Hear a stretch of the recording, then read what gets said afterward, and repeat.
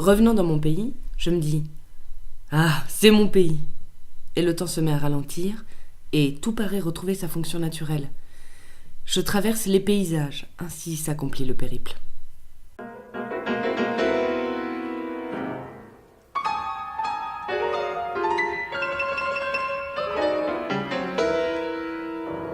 Tu devrais venir plus souvent, c'est le monologue d'une femme, Francine, qui décide de revenir voir sa famille après une longue absence. Elle a le besoin de vérifier qu'elle appartient à une communauté et puis elle a aussi le désir de se réconcilier. On ne sait pas avec qui, on ne sait pas à propos de quoi. Et donc, elle entreprend, comme elle le dit elle-même, ce périple, ce voyage dans sa terre natale, et elle va nous raconter toutes les étapes de ce voyage. En entrée, asperges. Plat principal, volaille ou rognon. En dessert, vacherin. Ça te plaît ? Oh oui, ça me plaît. Et dans les mollets, les jambes, il y aura la petite mollesse. Le corps s'endort. Il se met en veilleuse. Et le sourire, il se fige, je dirais.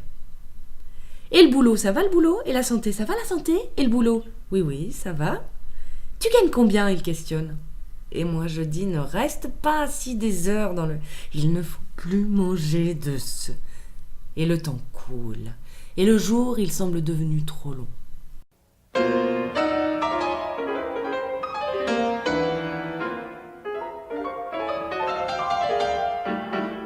Ce qui est particulièrement intéressant dans l'écriture de Mignana pour cette pièce, c'est qu'il ne traite pas les événements de manière chronologique, mais il mélange toutes les étapes du voyage.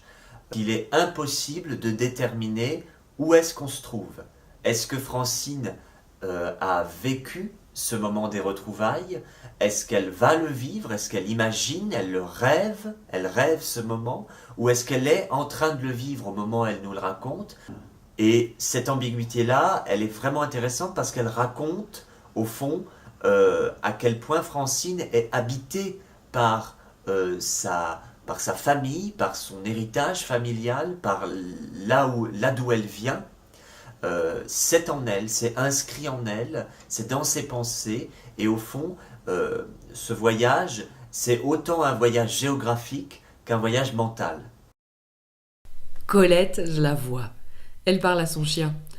Bonjour Colette. Dis bonjour. Elle parle au chien. Comment elle va Colette ? Qu'est-ce que j'ai dit ? Elle parle au chien. Depuis le temps, hein Colette ? Et elle dit. Allez, couchez. Elle parle toujours au chien.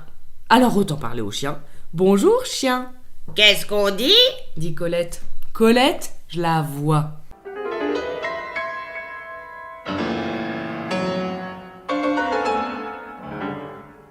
À travers la quête intime de Francine, à travers cette plongée à l'intérieur de ses origines, de ses racines, au fond c'est la question de l'identité qui est posée.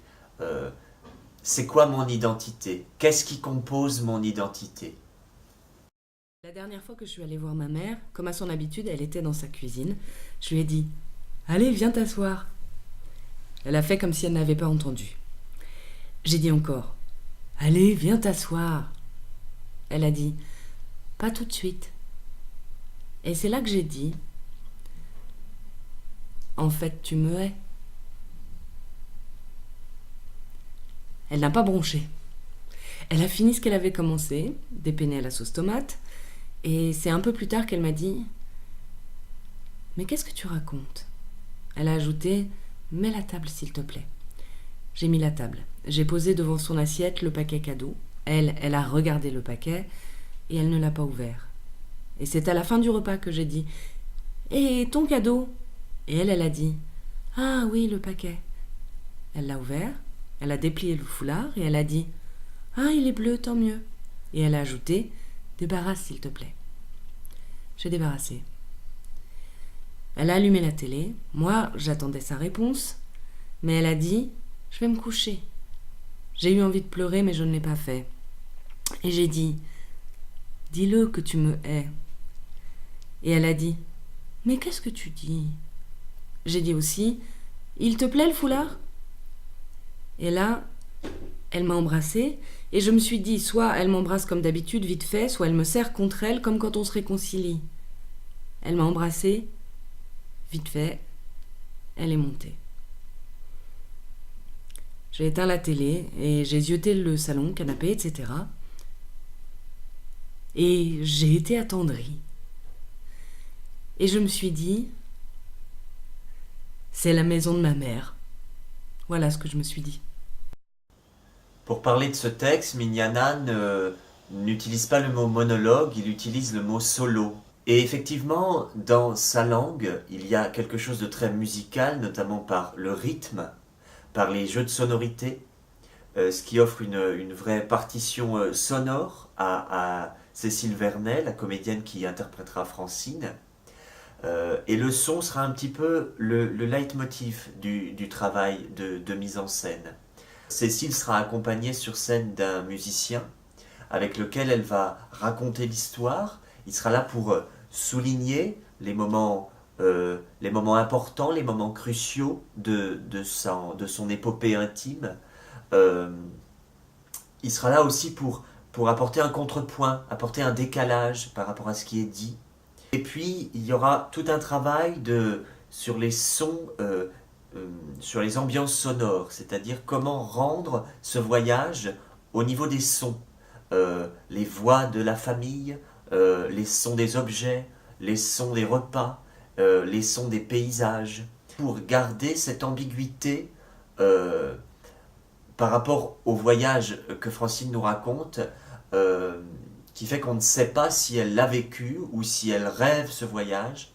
Et donc au fond, le son permet de faire cette plongée à l'intérieur de ses pensées, à l'intérieur de son imagination, sans fermer le sens, c'est-à-dire en gardant toutes ces possibilités ouvertes